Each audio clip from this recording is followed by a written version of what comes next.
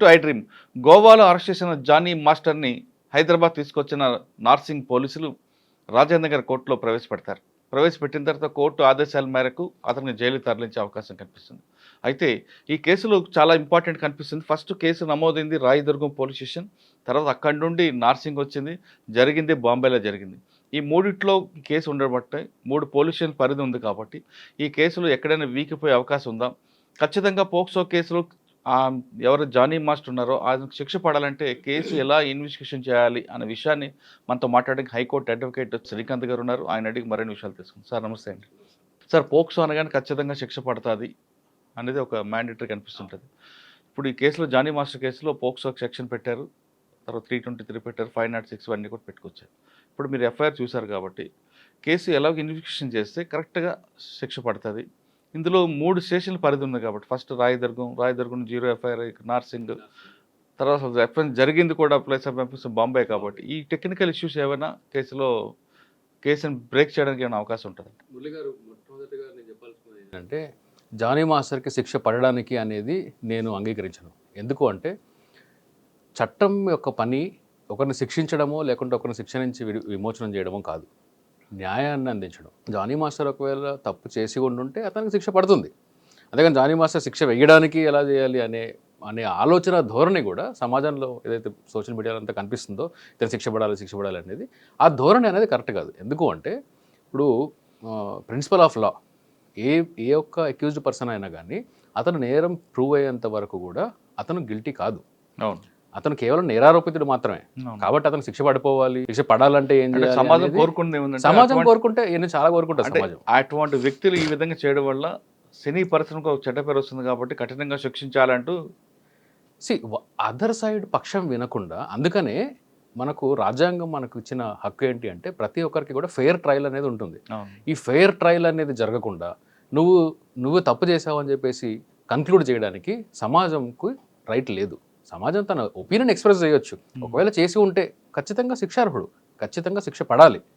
చేసి ఉన్నాడు అనే ప్రిలిమినరీ ఇన్వెస్టిగేషన్ కానీ రివీల్ చేస్తే శిక్ష పడే విధంగా పోలీసు వారు, ప్రాసిక్యూషన్ వారు తగిన చర్యలు తీసుకోవాలి. ప్రాసిక్యూషన్ లేకుండా చూసుకోవాలి. అంతవరకు మాత్రమే స్టేట్ డ్యూటీని చేయాలి. అంతేగాని శిక్ష విధించడము, శిక్ష పడేలా చేయడం అనేది మోటివ్ అవ్వకూడదు.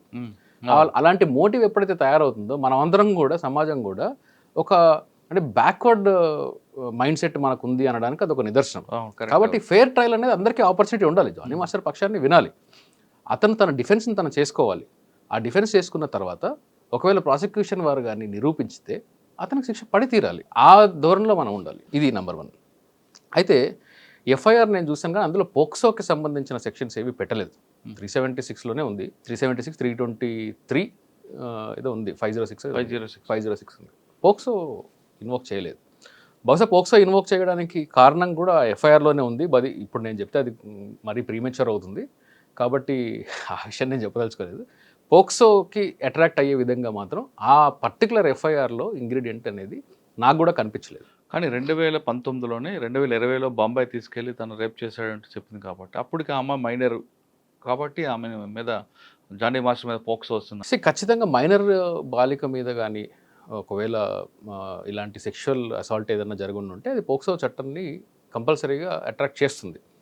కానీ ఇప్పుడు ఇందులో చూడాల్సింది ఏంటంటే లాలో కూడా బహుశా ఇలాంటి కేసులు దొరికినప్పుడు మాత్రమే మనకు ఒక కొత్త ఇంటర్ప్రిటేషన్ని, కొత్త చట్టాన్ని ఇవాల్వ్ చేసే మనకు ఆపర్చునిటీ దొరుకుతుంది. అదేంటి అంటే ఒక అమ్మాయి మైనర్గా ఉంది. మైనర్గా ఉన్న అమ్మాయికి, ఫర్ ఎగ్జాంపుల్ మీ ఈజీగా అర్థం కావడానికి చెప్తాను, మైనర్గా ఉన్న అమ్మాయికి హిందూ వివాహ చట్టంలో పెళ్లి చేస్తారు.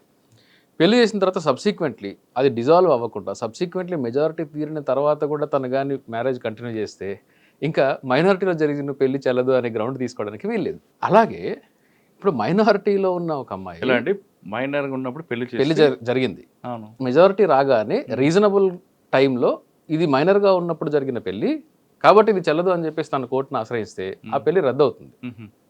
కానీ సబ్సిక్వెంట్గా తను కానీ అది కంటిన్యూ చేసి ఒకవేళ ఆ కంటిన్యూషన్ మ్యారేజ్లో ఉండి ఆ తర్వాత ఎప్పటికో వెళ్ళి 4 ఏళ్ళకో 5 ఏళ్ళకో వెళ్ళి నేను మైనర్గా ఉన్నప్పుడు జరిగింది కాబట్టి చెల్లదు అంటే కుదరదు. ఎందుకంటే మెజారిటీ తీరిన తర్వాత కోహాబిట్ చేసింది కాబట్టి. రైట్.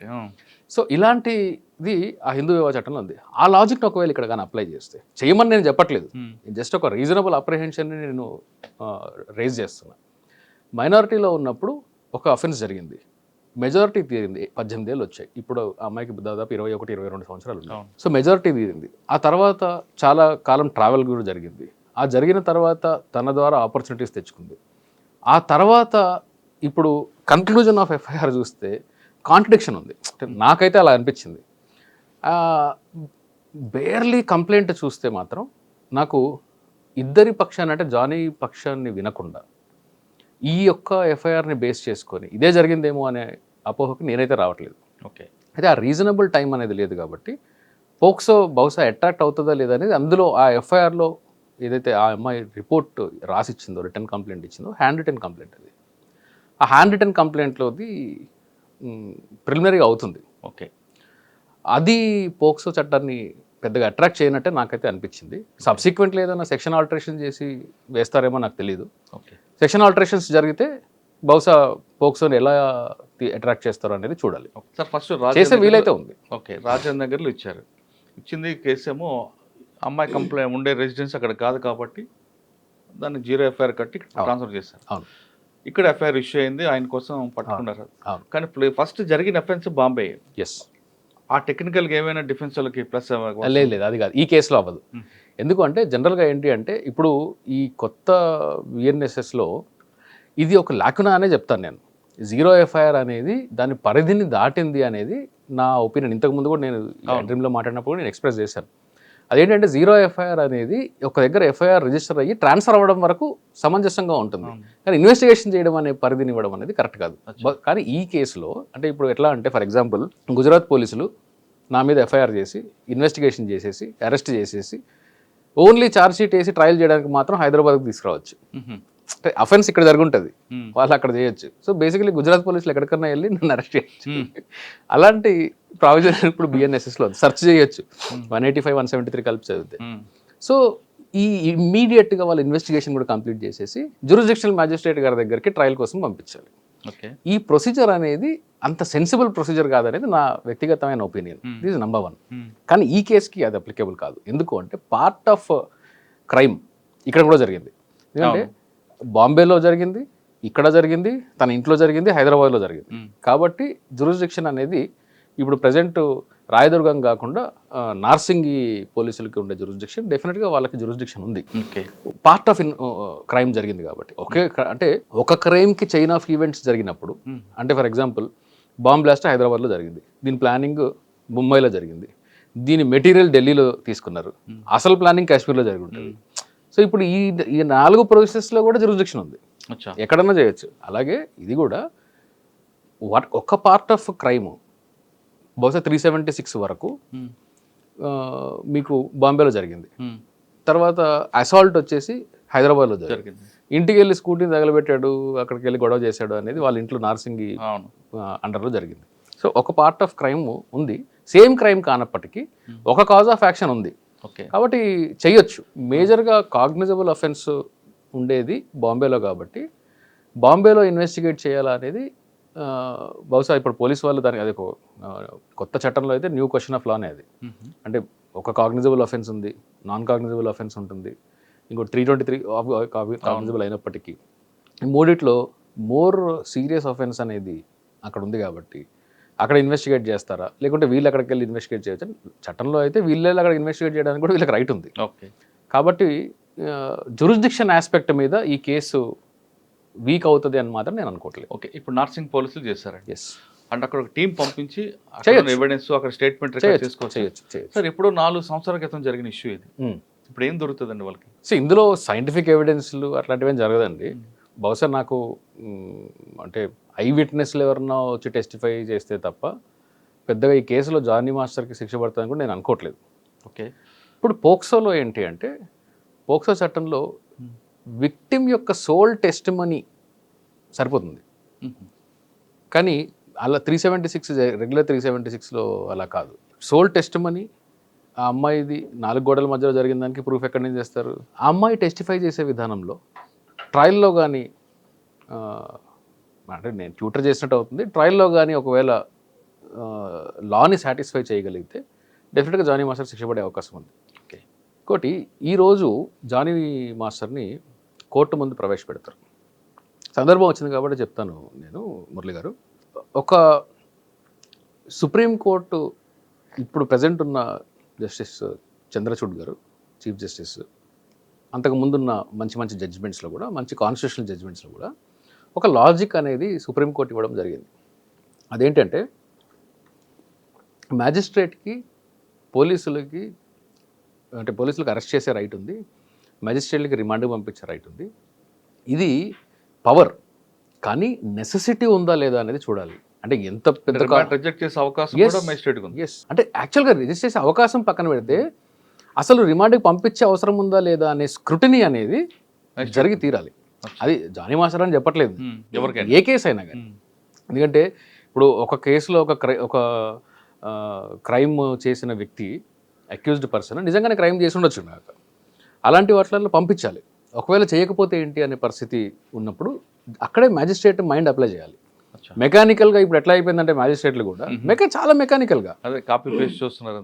రీసెంట్గా మన జస్టిస్ రాధారాణి గారు కన్విక్షన్ ఇచ్చారు మెకానికల్ రిమాండ్ పంపించినందుకు. కాబట్టి మెకానికల్ రిమాండ్ చేయకూడదు. కానీ కంటెంట్ ఏముంది, నిజంగానే ఇతను బయట ఉంటే అరెస్ట్ చేయాల్సిన అవసరం ఉందా, రిమాండ్ పంపించాల్సిన అవసరం ఉందా, రిమాండ్కి పంపకుంటే ఏం జరుగుతుంది, పంపితే ఏం జరుగుతుంది అనేది ప్రాపర్ జ్యుడిషియల్ స్క్రూటినీ జరిగిన తర్వాత మ్యాజిస్ట్రేట్ తన మైండ్ అప్లై చేసి అప్పుడు మాత్రమే పంపించాలి. మెకానికల్ నేను పంపించేస్తానంటే కుదరదు. అది చాలామంది మ్యాజిస్ట్రేట్లు చేస్తున్నారు.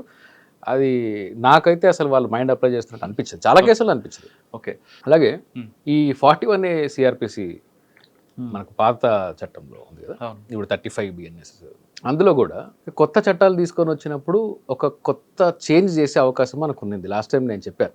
అదేంటి అంటే పోలీసు వారికి రీజనబుల్ గ్రౌండ్ కాదు కావాల్సింది అరెస్ట్కి, రీజనబుల్ సస్పిషన్, రీజనబుల్ రిపోర్ట్ ఉండాలి, అంటే కంప్లైంట్ వాడుక భాషలో, రీజనబుల్ సస్పిషన్ ఉండాలి. అంటే ఇన్వెస్టిగేషన్ ఆఫీసర్ నాకు అనుమానం ఉంది అంటే ఎవరైనా అరెస్ట్ చేయొచ్చు, అది కుదరదు.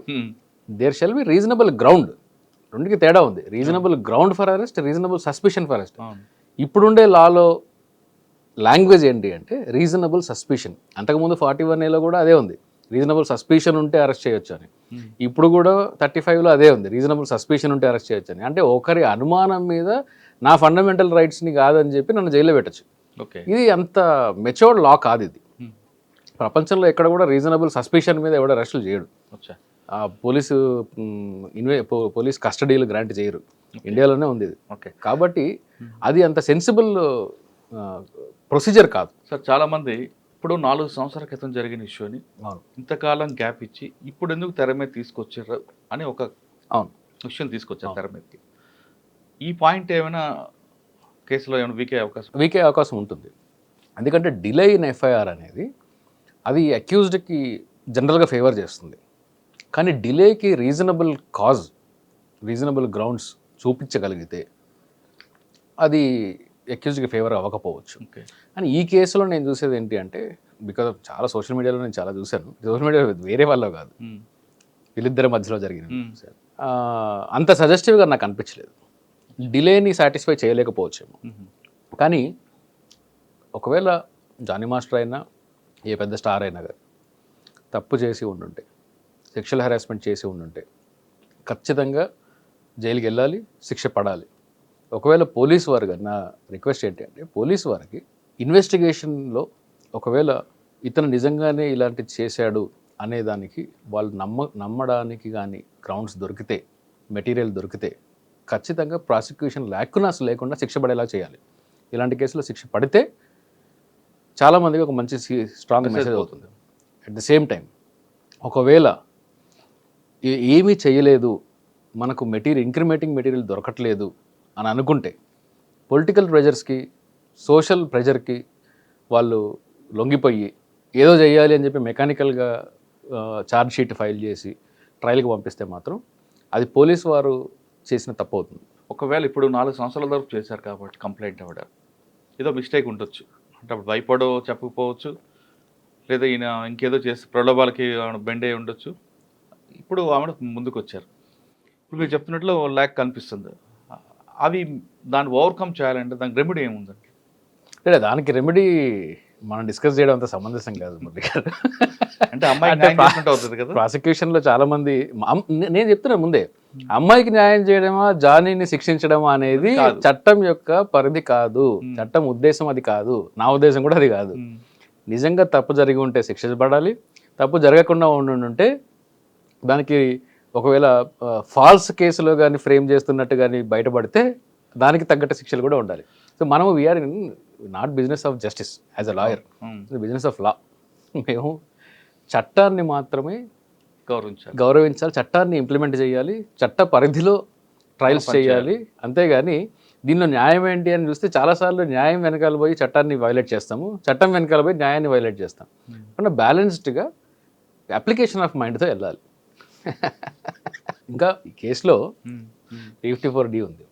అందులో చాలామంది ఏమనుకుంటారు, నాకేదన్నా మెసేజ్లు పెట్టినా, నాకేదన్నా అంటే స్టాకింగ్ చేసినా కానీ, సెక్షువల్లీ ఎక్స్ప్లిసిట్ మెసేజ్లు పెట్టినా కానీ నేను 354D కింద కేసులు కట్టచ్చు అని చెప్పేసి అనుకుంటారు. పోలీసులు కూడా 354 కిందే కేసులు కడతా ఉంటారు. ఇది అందులో ఒక లాజిక్ ఉంది, అది దీనికి అప్లికబుల్ కాదు, జస్ట్ నాలెడ్జ్ కోసం చెప్తున్నా. ఒక అమ్మాయికి ఎలాంటి ఎక్స్ప్లిసిట్ మెసేజ్లు మీరు పెడితే ఈ అమ్మాయి నాకు ఇది ఇష్టం లేదు ఇంకా పెట్టొద్దు అని వ్యక్తపరచాలి, డినై చేయాలి. డినై చేయకుండా తను కూడా కంటిన్యూ చేసి రిప్లైలు చేస్తూ ఉండి ఆ తర్వాత ఎప్పటికో 1-2 ఇయర్స్కి వెళ్ళి లేదు అప్పుడు నాకు ఇలాంటి ఫోన్ మెసేజ్లు పెట్టాడు, అప్పుడు నాకు ఇలాంటి మెసేజ్లు పెట్టాడు, నన్ను వాట్సాప్లో హెరాస్ చేశాడు, ఫేస్బుక్లో చేశాడు, అప్పుడు పంపించినవన్నీ కూడా తప్పు కాబట్టి కేసులు పెట్టాలంటే కుదరదు. ఎందుకంటే మీరు ఎక్స్ప్రెస్గా డినై చేసి ఉండాలి, ఆ డినయల్ చూపించాలి. డినయల్ చూపించలేకపోతే 354 నిలబడదు. At the same time sexually మెసేజ్లు పంపడము, సెక్షువల్ అడ్వాన్సెస్ చేయడం అనేది స్టాకింగ్ కాదు. కేవలం తనతో ఒక కాంటాక్ట్ ఎస్టాబ్లిష్ చేసి ఆ కాంటాక్ట్ని కంటిన్యూ చేయడానికి చేసే అటెంప్ట్ మాత్రమే 354లోకి వస్తుంది. సో ఇవి కన్ఫ్యూజన్స్ ఉండేవి. రేపొద్దున ట్రయల్ స్టేజ్లో ఈ ట్రయల్ ఎలా చేస్తారో నాకు తెలియదు, ఆర్గ్యుమెంట్ లెవెల్కి వచ్చినప్పుడు ఇలాంటి లీగల్ గ్రౌండ్స్ తీసుకుంటే బేస్డ్ ఆన్ ఎఫ్ఐఆర్ మాత్రం జానీకి శిక్ష పడే ఛాన్సెస్ తక్కువ ఉన్నాయి. కానీ ప్రాసిక్యూషన్ వారు కానీ లాక్యునాస్ లేకుండా ఇన్వెస్టిగేషన్ ఛార్జ్షీట్ కానీ వేయగలిగితే శిక్ష పడే అవకాశాలు పెరుగుతాయి. సినిమా వాళ్ళు అనగానే ఫస్ట్లో బాగానే మాట్లాడుకుంటారు, ఫ్రెండ్షిప్ అంటారు, రకరకాలు చూస్తుంటాం. కొంతమంది వాళ్ళ దగ్గర క్లోజ్గా మూవ్ అయ్యి ఫొటోస్ ఉంటాయి, అమ్మాయి ఆయన దగ్గరికి వెళ్ళడం, అవును, ఆయన ఒళ్ళో కూర్చుని ఫోటోలు, ఇవన్నీ కూడా సోషల్ మీడియాలో మనం చాలా చూస్తుంటాం. సినిమా వాళ్ళకి అది అలవాటే అని వదిలిపెడతాం. కొంతకాలం వాళ్ళిద్దరూ బాగానే ఉన్న తర్వాత ఎక్కడో ఏదో విషయంలో చిన్న క్లాష్ వస్తుంది, నన్ను ఈ విధంగా పట్టుకున్నాడు, ముద్ద పెట్టాడను, లేదా నన్ను ఈ విధంగా నైట్ రమ్మన్నాడను, ఆ ఫొటోస్ అన్నీ రిలీజ్ చేశారనుకోండి, అప్పుడు ఆ హీరో బతుకు బస్ స్టాండ్ అవుతుంది. అంతే. ఓకే, అటువంటి కేసుల్లో పెట్టే అవకాశం ఉందంటారు? ఎప్పుడో మంచి ఫ్రెండ్షిప్ ఉన్నప్పుడు దిగిన ఫోటోలు ఇప్పుడు అమ్మాయి రిలీజ్ చేసి నన్ను ఈ విధంగా ఇబ్బంది పెట్టాడు అని ఎవరైనా చేస్తే దానికి ఏంటి రెమెడీ ఏంటి? కేసులు పెట్టడానికి, ఎఫ్ఐఆర్లు చేయడానికి మాత్రం పనికొస్తుంది, కానీ ట్రయల్లో నిలబడదు ఇలాంటివన్నీ. కాండక్ట్ ఉంటుంది కదా, సబ్సిక్వెంట్ కాండక్ట్ ఏంటి? కానీ ఈలోగా పోలీసులు అరెస్ట్ అంటే ఉంటాయి, అంటే ప్రొసీజర్ పనిష్మెంట్ ఉంటుంది, ప్రొసీజరల్గా ఉంటుంది, కానీ అల్టిమేట్గా శిక్షలు పడడానికి చాలా అవకాశాలు తక్కువ. అందుకే నేను చెప్తున్నాను, రీజనబుల్ గ్రౌండ్, రీజనబుల్ సస్పెక్షన్ అనేది. అందుకే దీనికి ప్రూఫ్ ఉందా లేదా చూడాలి. ఎఫ్ఐఆర్ కట్టచ్చు, అరెస్ట్ చేయడానికి అంటున్నాను నేను. చేస్తే ఇన్వెస్టిగేషన్ కూడా కొంచెం సీరియస్ లెవెల్లో చేసే ఛాన్సెస్ ఉంటాయి.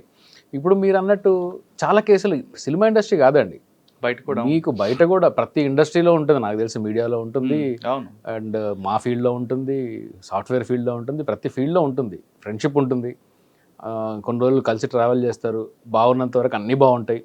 కరెక్ట్గా ఎప్పుడైతే దెబ్బలాడుకొని విడిపోతారో అప్పుడు కేవలం తిన ఉమెన్ కాబట్టి నేను చెప్పింది అందరూ నమ్మేస్తారనే ధోరణితో చాలామంది అబ్యూజ్ చేస్తారు, ప్రాసెస్ ఆఫ్ లాని అబ్యూజ్ చేస్తారు అని చెప్పి ఆ ధోరణితో బయటకు వచ్చి నేను అప్పుడెప్పుడో 2018లో ఏదో చేశాను, 2019లో నాకు ముద్దు పెట్టాడు, 2020లో నేను ఇచ్చాను అని చెప్పి ఈ ఆఫ్టర్ థాట్స్తో వస్తారు.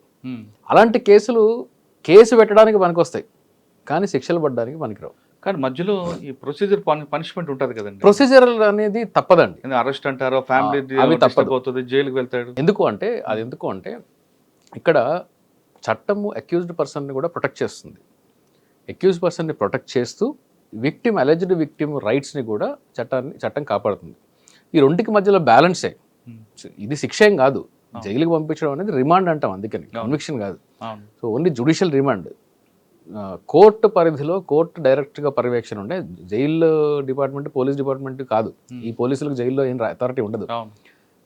రిమాండ్కి పంపించారు అంటే పోలీసు వాళ్ళు కస్టడీ కావాలంటే పిటిషన్ వేసి కోర్టుని సాటిస్ఫై చేసి అదర్ సైడ్ ఆప్షన్ ఇచ్చి ఛాన్స్ ఇచ్చి ఆర్గ్యుమెంట్కి ఛాన్స్ ఇచ్చి ఒకవేళ అప్పటికి కస్టడీ అవసరం అనుకుంటే ఇస్తారు. సో పోలీస్ రిమాండ్ అనేది శిక్ష కాదు. కానీ ఎఫ్ఐఆర్ అయిన దగ్గర నుండి మీరు చెప్తున్న రిమాండ్ వరకు బెయిల్ వచ్చే వరకు, అది కండిషన్ బెయిల్ అవ్వచ్చు లేదంటే ఇంకేదో బెయిల్ వచ్చే వరకు ఈలోగా మీడియాలో స్టోరీలు డ్యామేజ్ అవుతుంది. ఇవంతా కూడా వాళ్ళకి డ్యామేజ్ అవుతుంది కదా. డ్యామేజ్ అవుతుంది.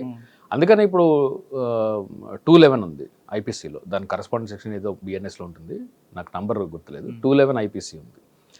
అందులో ఎవరైనా ఒక అవతల ఒక వ్యక్తిని ఫ్రేమ్ చేసి అతని మీద ఫాల్స్ క్రిమినల్ కంప్లైంట్స్ ఇచ్చి అతనికి శిక్ష పడేలాగా చేయాలని చెప్పి కుట్ర పన్నితే వాళ్ళకు కూడా సేమ్ అలాంటి శిక్షలే అప్లికబుల్ అవుతాయి 211 కింద.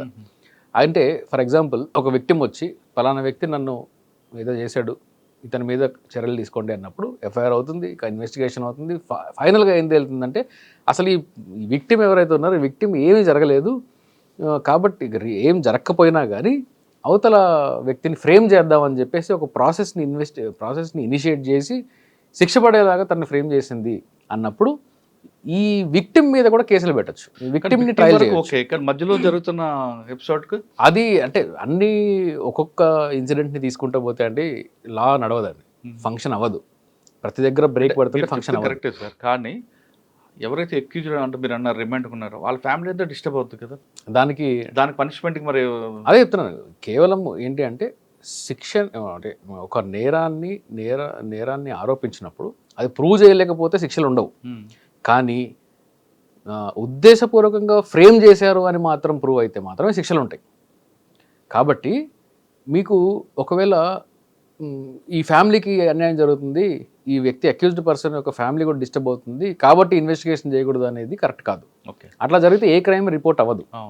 అట్లాగే ఉమెన్కి కానీ లేకుంటే ఎవరైనా కానీ ఈ 0 ఎఫ్ఐఆర్ గురించి మీరు అన్న ఏంటి అంటే ఎక్కడికన్నా వెళ్ళి నేను కంప్లైంట్ ఇస్తాను అనడం అనేది అన్ని వేళలా కరెక్ట్ కాదు. అది జ్యుడిషియల్ ఇంటెన్షన్, ఇంతకుముందు జడ్జిమెంట్స్లో ఇంటెన్షను, ఇప్పుడుండే చట్టం ఇంటెన్షన్ ఒక పరిధి దాటింది అనేది వేరే అంశం. అయితే ఏంటి అంటే నేను ఈరోజు బంజారాహిల్స్లో ఉంది, క్రైమ్ జరిగింది ఒక లాస్ట్ ఇయర్ జరుగుతుంది. ఒకసారి క్రైమ్ జరిగింది, ఇట్స్ ఆల్వేస్ ఎ క్రైమ్, అది రిపోర్ట్ చేయొచ్చు.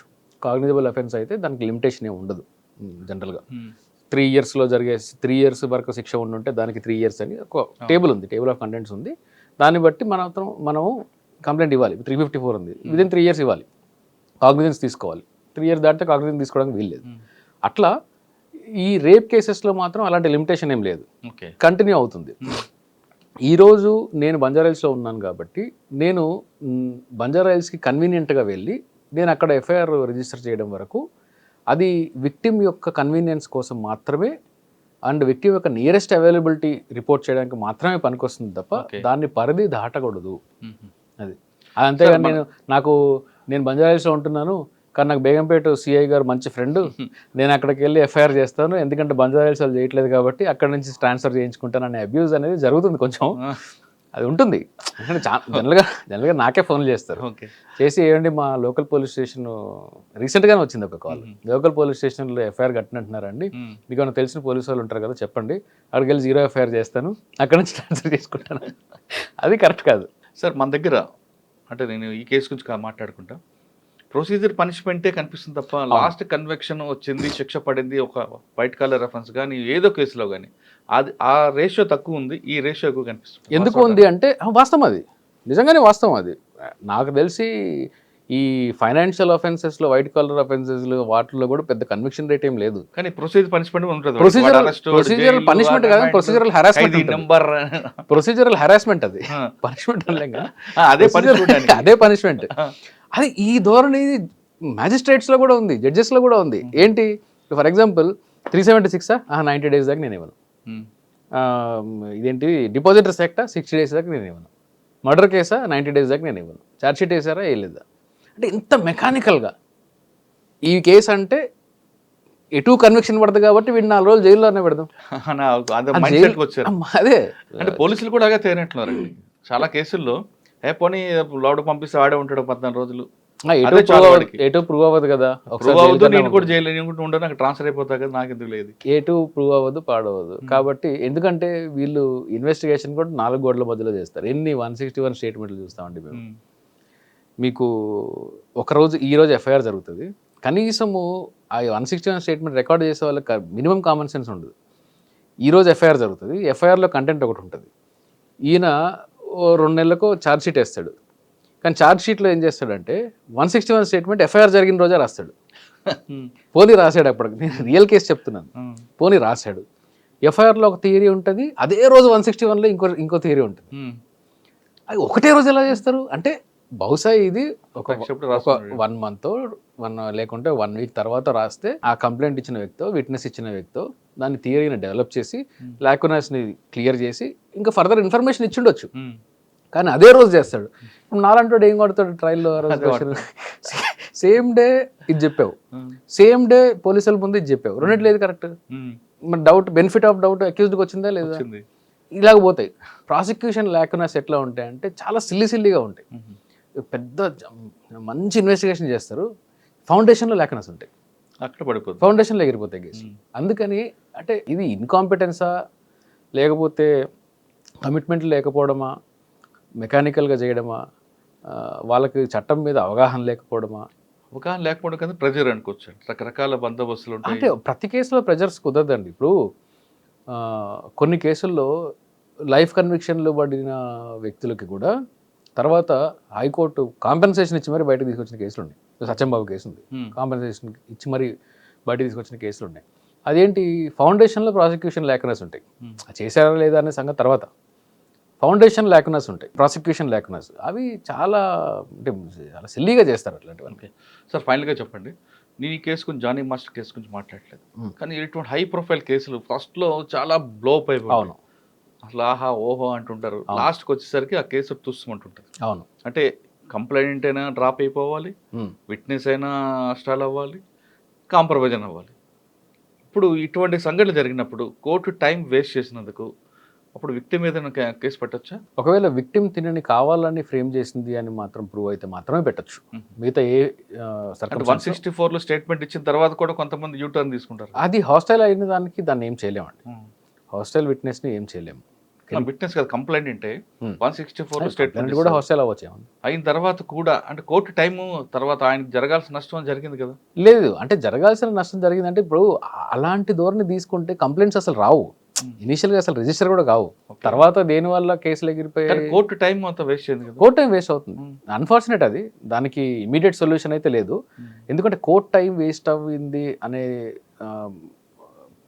కన్క్లూజన్కి మనం రావాలి అంటే నేను ఇందాక చెప్పాను కదా, అరెస్ట్ అప్పుడు, ఎఫ్ఐఆర్ రిజిస్ట్రేషన్ అప్పుడు, ప్రిలిమినరీ ఇన్వెస్టిగేషన్ అప్పుడు చట్టంలో బిఎన్ఎస్ఎస్లో మార్పులు తెచ్చి ఈ రీజనబుల్ సస్పిషన్ కాదు గ్రౌండ్స్ అన్నట్టు క్రియేట్ చేసి ఈ ప్రొసీజర్ కానీ స్ట్రెంథన్ చేసి ఉంటే కోర్టు టైం వేస్ట్ అవ్వకుండా ప్రాపర్ ఇన్వెస్టిగేషన్ జరిగి ప్రాపర్ ప్రొసీజర్ ఫాలో అయ్యి కోర్టు దగ్గరికి వెళ్ళినప్పుడు కన్విక్షన్ రేటు పెరుగుద్ది. ఓకే, అవును. సో కన్విక్షన్ రేట్ అనేది కోర్టులో కాదు, ప్రాసిక్యూషన్లో ఉంటుంది.